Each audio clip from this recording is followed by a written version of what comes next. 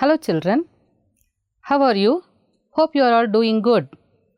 Welcome to 4th standard English class. Children, in previous class we were learning about Unit 5 Hobbies. In that we learnt about My Hobby poem, isn't it? Hope you all enjoyed that poem. And I gave you homework also. Have you finished? Okay, we will check it later. First, let's sing a rhyme. I think you all like rhyme, isn't it? Shall we sing a rhyme? There is a lovely nest, a lovely, lovely nest. There is a lovely nest, a lovely, lovely nest. The nest is in the tree is in the park. The nest is in the tree is in the park. Once I saw a little bird come hop, hop, hop. Once I saw a little bird come hop, hop, hop. I cried, little bird, will you stop, stop, stop? I cried, little bird, will you stop, stop, stop? I was going to the tree to say, how do you do? I was going to the tree to say, how do you do? But he shook his little tail and away he flew. But he shook his little tail and away he flew. Children, did you like the rhyme? Did you enjoy the rhyme? Okay, shall we check the homework now? Open your book, children. Okay, first I'll see what you have written. See, this homework I gave you, isn't it? In this, I gave you 2 examples, isn't it? The ink is red as blood and the birds are happy singing, isn't it? And I gave you to fill up this one. Have you done it? Have you completed? Okay, shall we check the answer? Let's see. Sketching is my hobby. Have you written it? Very good. Shall we go for the next one? So, now I lie here drawing. Have you written? Good. See the next one. This world is my cherished love. Yes. Have you written? Very good. All of you? Very good. Those who have written correctly? Very good. And those who have not written, just copy it. Okay? Shall we go for the next homework?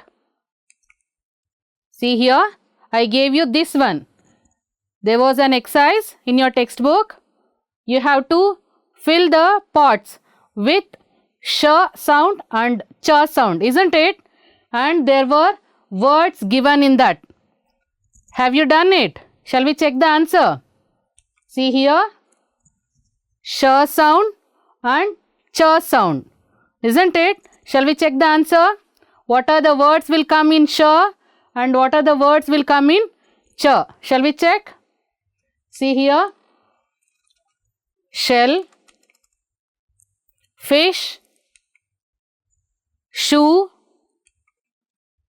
ship, shine, rush, flesh. I think you have written, isn't it? All of you have written correctly. Shall we check the words with cha sound? Here we go. Stitch, catch, cherry, rich, and one more word, chair. Have you filled it? I know you have written correctly. Those who have written correctly, very good for them. Clap for them. And those who have not written, if you have mixed the words, just erase and write it. Very good. Those who have written, smiley face for them. Shall we go for the next homework? Okay, see here. Think of the more words that rhyme with the words. And I gave you one example here, isn't it? ಸೌಂಡ್ಗೆ ಏನೇನು ಕೊಟ್ಟಿದ್ದೆ ನಾನು? Found, round and bound, isn't it? ಈಗ 2 ಮಾತ್ರ ನಾನು ಖಾಲಿ ಕೊಟ್ಟಿದ್ದೆ ನಿಮಗೆ rhyming ವರ್ಡ್ನ ಬರೆಯೋದಕ್ಕೆ. ಬರೆದಿದ್ದೀರಾ ಮಕ್ಕಳ?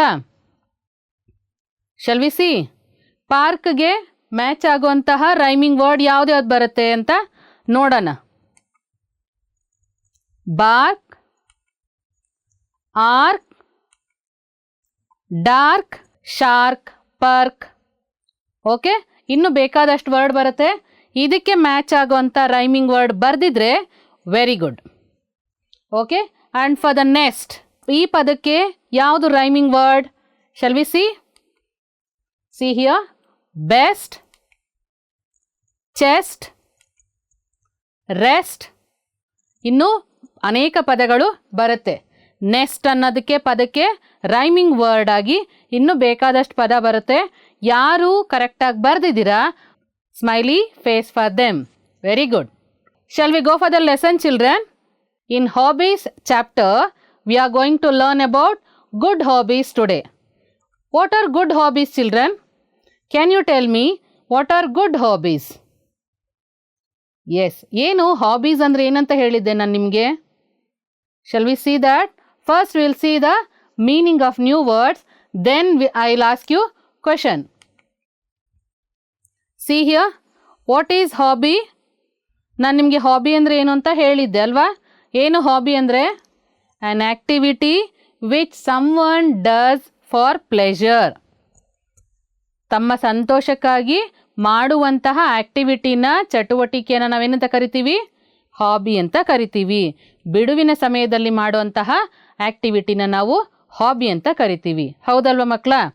ಅದರಲ್ಲಿ ಗುಡ್ ಯಾವುದು, ಬ್ಯಾಡ್ ಯಾವುದು, ಆಮೇಲೆ ಡಿಸ್ಕಷನ್ ಮಾಡೋಣ. Okay, see here, shall we make a sentence for this hobby? See here, drawing is my hobby. Drawing is my hobby. Can you write it down? Very good. Shall we go for the next word? See here, curious. Curious. ಏನು curious ಅಂದರೆ? Interested to know about something. ಇಲ್ಲಿ ಹುಡುಗ ಏನು ಮಾಡ್ತಾ ಇದ್ದಾನೆ ನೋಡಿ, ಏನು ಮಾಡ್ತಾ ಇದ್ದಾನೆ ಅಂತ? ಎಸ್, ಟೆಲಿಸ್ಕೋಪಿಂದ ದೂರ ಕಾಣಿಸೋದು ಏನಿರ್ಬೋದು ಅಂತ ಕ್ಯೂರಿಯಸ್. ಕ್ಯೂರಿಯಸ್ ಅಂದರೆ ಕನ್ನಡದಲ್ಲಿ ಏನಂತಾರೆ? ಎಸ್, ಕುತೂಹಲ. ಕ್ಯೂರಿಯಸ್ ಅಂದರೆ ಏನು? ಕುತೂಹಲ. Very good. Shall we make a sentence for this one? See here, Abhi is curious to know about stars in the sky. ಆಕಾಶದಲ್ಲಿ ಏನಿದೆ ಅಂತ ತಿಳ್ಕೊಳ್ಳೋದಕ್ಕೆ ಅಬಿಗೆ ಏನಾಗಿದೆ ಇಲ್ಲಿ? ಕುತೂಹಲ. ಕ್ಯೂರಿಯಸ್ ಅಂದರೆ ಏನು? ಕುತೂಹಲ. Very good. ಈಗ ಹೇಳಿ ಮಕ್ಕಳ ನೀವು, ಗುಡ್ ಹಾಬೀಸ್ ಅಂದರೆ ಯಾವುದು, ಬ್ಯಾಡ್ ಹಾಬೀಸ್ ಅಂದರೆ ಯಾವುದು? ಹಾಬಿ ಅಂತಂದರೆ ಏನಂತ ಹೇಳಿದೆ ನಾನು? ಬಿಡುವಿನ ಸಮಯದಲ್ಲಿ ಮಾಡುವಂತಹ ಚಟುವಟಿಕೆ. ಹೌದಲ್ವಾ? ನೀವೇನು ಮಾಡ್ತೀನಿ ಅಂತ ಹೇಳಿದ್ರಿ? ಕೆಲವರು ಆಟ ಆಡ್ತೀನಿ ಅಂತ ಹೇಳಿದ್ರಿ, ಕೆಲವರು ಓದ್ತೀನಿ, ಕೆಲವರು ಬರಿತೀನಿ. ಹೌದಲ್ವಾ? ಚೆಸ್ ಆಟ ಆಡ್ತೀರಾ, ಡ್ರಾಯಿಂಗು, ಡ್ಯಾನ್ಸು, ಸಿಂಗಿಂಗ್ ಎಲ್ಲ ಹೇಳಿದ್ರಿ. ಹೌದಲ್ವಾ? ಆದರೆ ಕೆಲವೊಂದು ಆ್ಯಕ್ಟಿವಿಟೀಸ್ನ ನಾವು ಮಾಡಬಾರ್ದು ಅಂತ ಅಂದ್ಕೊಂಡಿದ್ರು ಮಾಡ್ತೀವಿ. ಯಾವುದದು? ಎಸ್, ಫೋನನ್ನು ಜಾಸ್ತಿ ಉಪಯೋಗಿಸ್ತೀವಿ ಗೇಮ್ ಆಡೋದಕ್ಕೆ ಮಕ್ಕಳು. ಹೌದಲ್ವಾ? ಮಕ್ಕಳು ಗೇಮ್ ಆಡೋದಕ್ಕೆಲ್ಲನೂ ಫೋನ್ನ ಜಾಸ್ತಿ ಉಪಯೋಗಿಸ್ಬಾರ್ದು. ಈಗ ಆನ್ಲೈನ್ ಕ್ಲಾಸ್ ನಡೀತಿದೆ, ಸೊ ನೀವು ಫೋನ್ ಉಪಯೋಗಿಸ್ತಾ ಇದ್ದೀರಾ. ಹೌದಲ್ವಾ? ಎಸ್. ಆದರೆ ಗುಡ್ ಹಾಬೀಸ್ ಅಂತಂದರೆ ನೀವೇನು ಮಾಡಬೇಕು? ಯಾವುದ್ಯಾವುದು ಗುಡ್ ಹಾಬೀಸ್ ನಿಮಗೆ?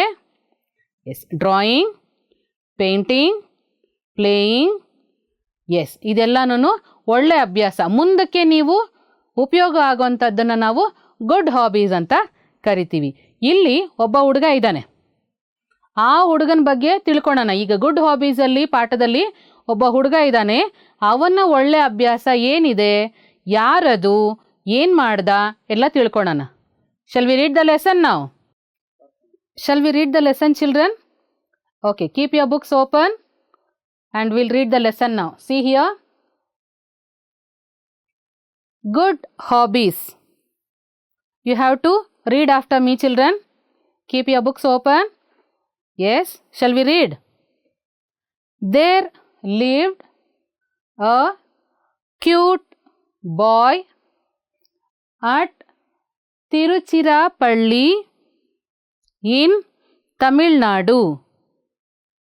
He was born on November 7th, 1888. He was very clever and smart. He was good in his studies and had good hobbies too. He loved to swim in the village pond for hours. He had so many friends to play with. They loved flying kites.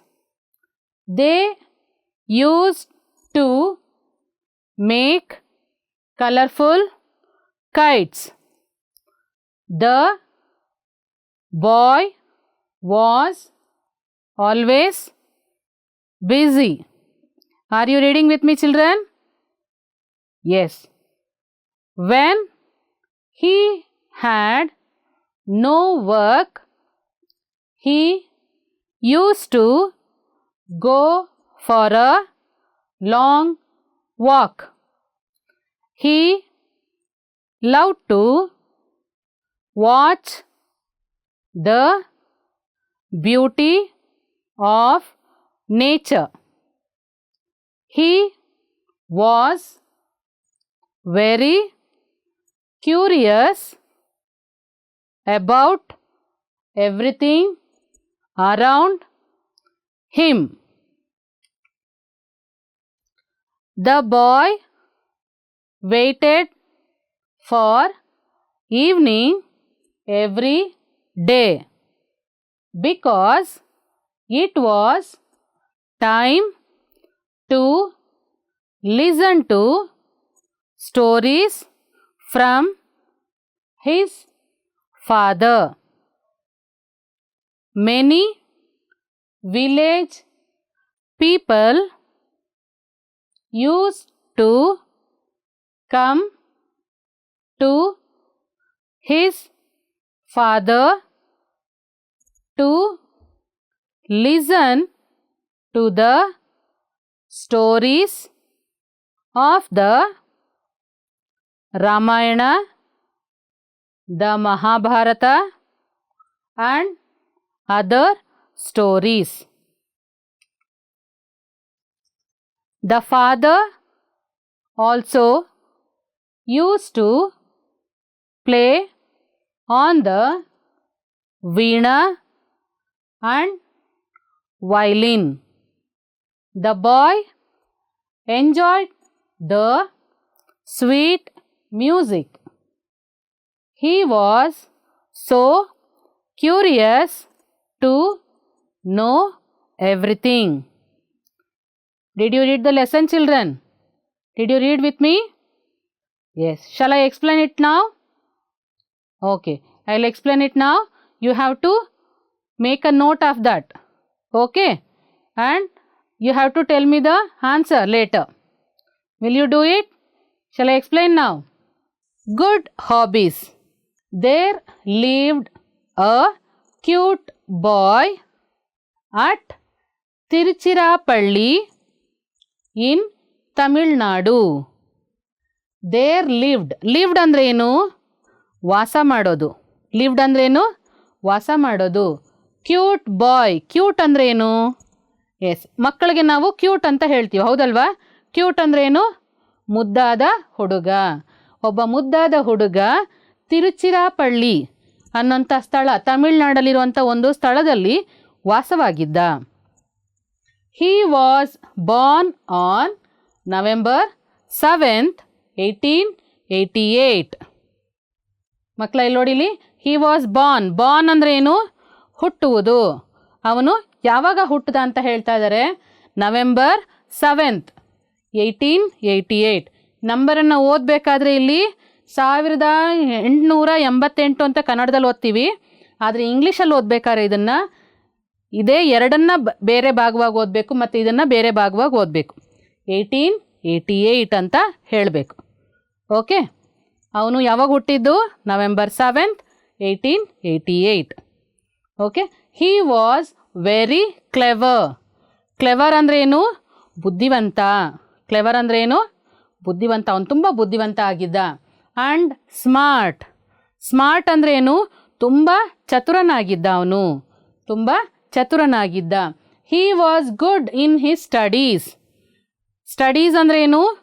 ಓದುವುದರಲ್ಲಿ ಅವನು ತುಂಬ ಚೆನ್ನಾಗಿ ಇದ್ದ, ಒಳ್ಳೆ performance ಕೊಡ್ತಿದ್ದ. And had good hobbies too. ಅವನು ಬರೀ ಓದೋದ್ರಲ್ಲಿ ಮಾತ್ರ ಚೆನ್ನಾಗಿರಲಿಲ್ಲ, ಅವನಿಗೆ ಒಳ್ಳೆ ಹಾಬೀಸ್ ಕೂಡ ಇತ್ತು. He love to swim in the village pond for horse.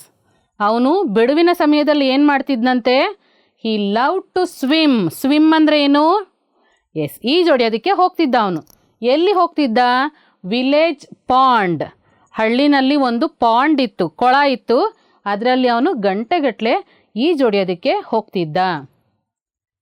ನೀವು ಮಕ್ಕಳ ಹೋಗ್ತೀರಲ್ವಾ ಈಜೊಡೆಯೋದಕ್ಕೆ? ಎಸ್, ದೊಡ್ಡವ್ರ ಜೊತೆಲಿದ್ರೆ ಮಾತ್ರ ಹೋಗಬೇಕು, ನೀವು ಮಾತ್ರ ಹೋಗಬಾರ್ದು. He had so many friends to play with. ಅವನಿಗೆ ಅನೇಕ ಫ್ರೆಂಡ್ಸ್ಗಳು ಆಟ ಆಡೋದಕ್ಕೆ ಜೊತೆಯಲ್ಲಿ ಇದ್ದರು. They loved flying kites. Kites ಅಂದರೆ ಏನು ಮಕ್ಕಳ? ಎಸ್, ಗಾಳಿಪಟ. ಗಾಳಿಪಟ ಹಾರಿಸೋದು ಅಂತಂದರೆ ಅವ್ರಿಗೆ ತುಂಬ ಇಷ್ಟ ಇತ್ತು. ಆ ಫ್ರೆಂಡ್ಸ್ಗಳೆಲ್ಲ ಸೇರ್ಕೊಂಡು ಏನು ಮಾಡ್ತಿದ್ರಂತೆ ದಿನಾನು? ಎಸ್, ಈಜೊಡೆಯಕ್ಕೆ ಹೋಗ್ತಿದ್ರು, ಗಾಳಿಪಟ ಹಾರಿಸೋದಕ್ಕೆ ಹೋಗ್ತಿದ್ರು. They use to make colourful kites. ಅವರು ಏನು ಮಾಡ್ತಿದ್ರಂತೆ? ಹೊಸ ಹೊಸ ಬಣ್ಣ ಬಣ್ಣದ ಗಾಳಿಪಟವನ್ನು ಮಾಡ್ತಿದ್ರು. The boy was always busy. ಅವನು ಈ ಥರ ಕೆಲಸಗಳು ಮಾಡ್ತಾ ಇದ್ದರಿಂದ ಅವನು ಯಾವಾಗಲೂ ಬ್ಯುಸಿಯಾಗಿದ್ದ, ಸೋಮಾರಿಯಾಗಿ ಇರಲಿಲ್ಲ. ಅವನು ಸುಮ್ಮನೆ ಟೈಮನ್ನು ವೇಸ್ಟ್ ಮಾಡ್ತಾ ಇರಲಿಲ್ಲ. When he had no work.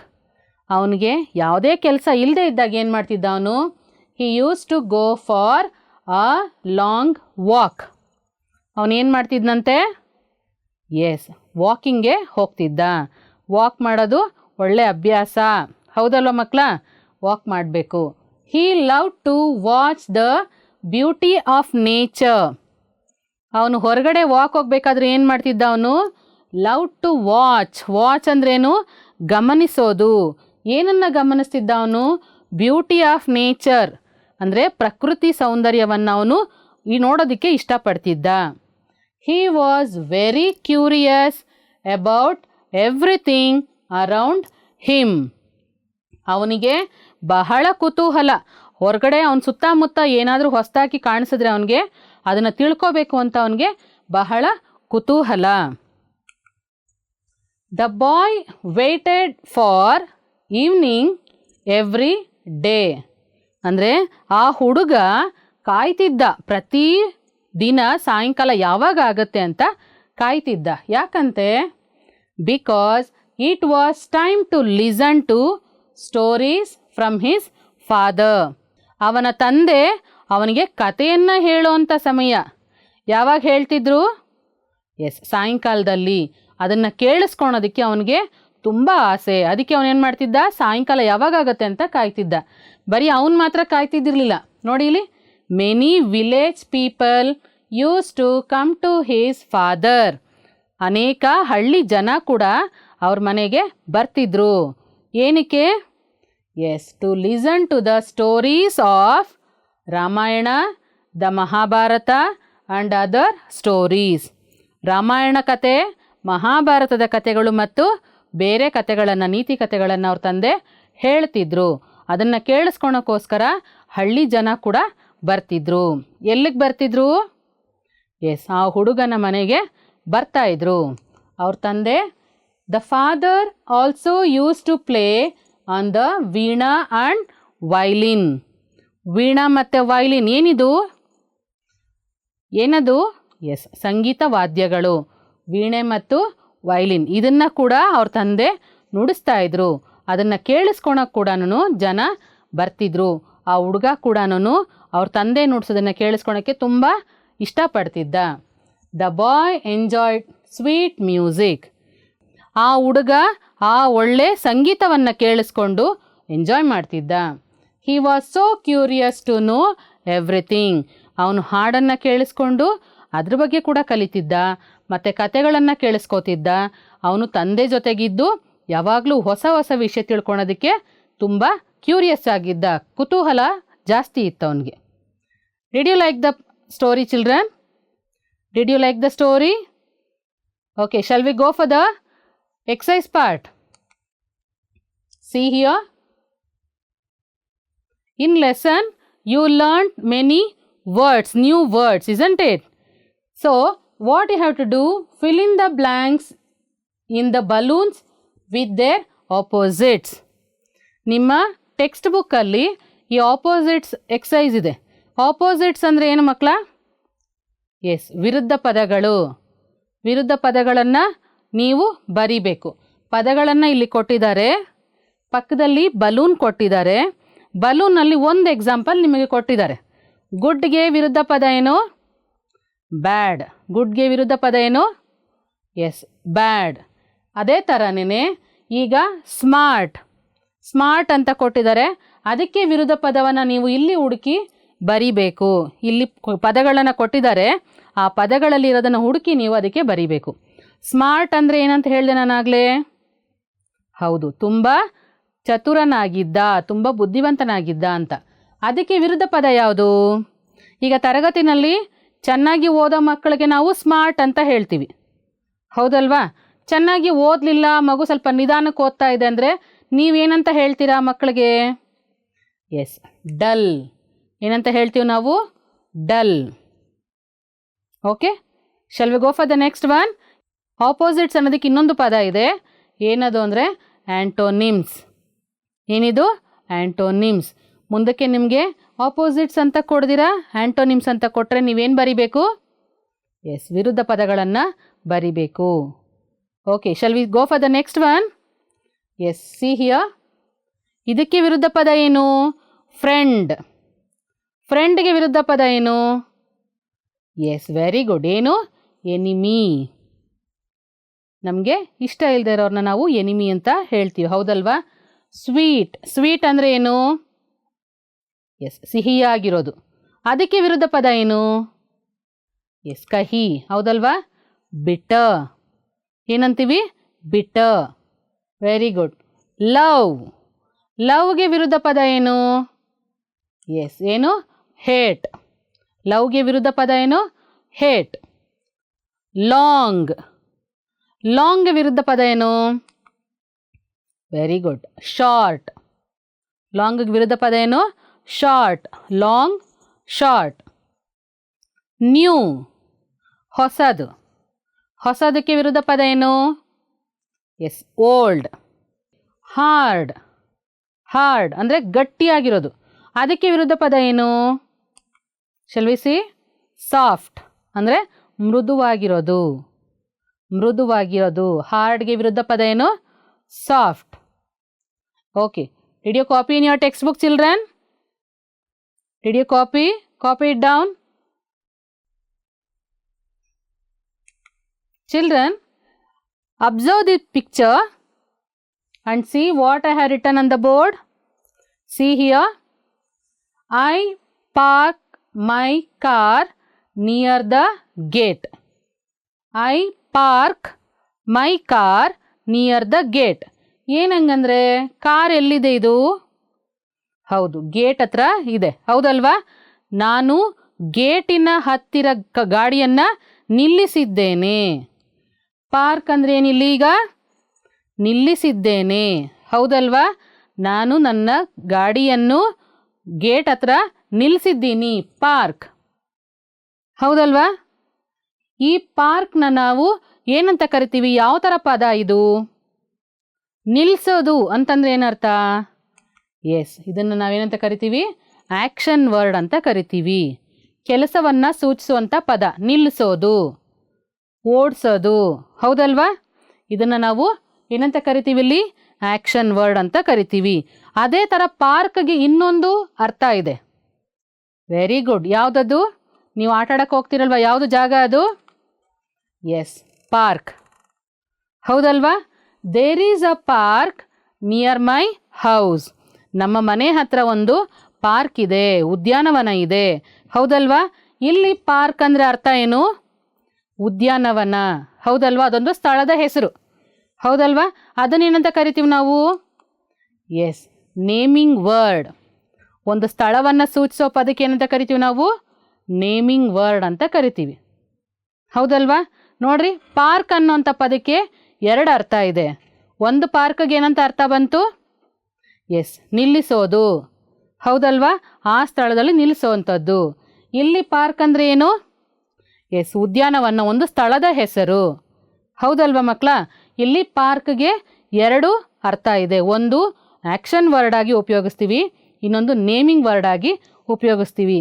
ನಿಮಗೆ ಆ್ಯಕ್ಷನ್ ವರ್ಡು, ನೇಮಿಂಗ್ ವರ್ಡ್ನ ಇನ್ನೊಂದು ಎಕ್ಸಾಂಪಲ್ ಕೊಟ್ಟು ಹೇಳ್ತೀನಿ ನೋಡಿ. I ಕೂಮ್ my hair daily. ನೋಡಿ, ಇಲ್ಲಿ ಏನು ಮಾಡ್ತಾ ಇದ್ದಾರೆ?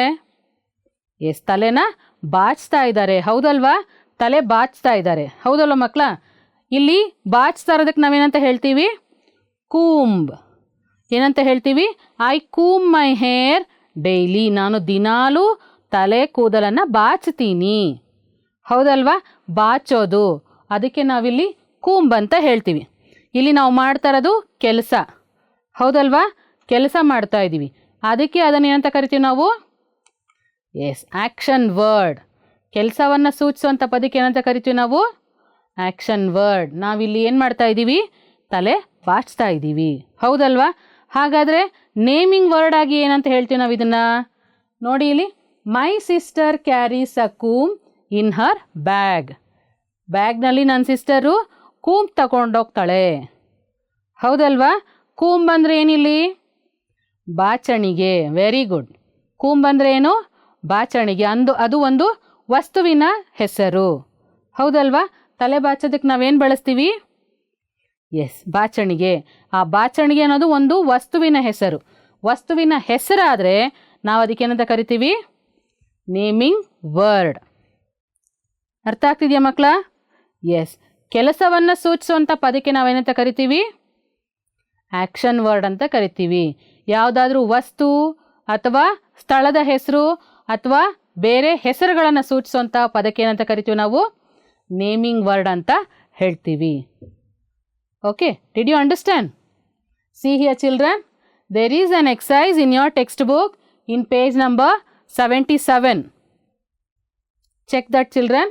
I have given this example, first one and third one. Just now I showed you.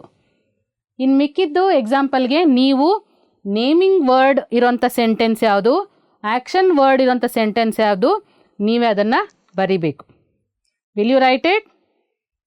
Okay. Did you enjoy the class, children? Did you enjoy the class, children? Yes. You have to write your homework and you should show to your teacher. Will you do it? Thank you. I am Anita Shobini from GMPS, Batrainpura, South to Bangalore.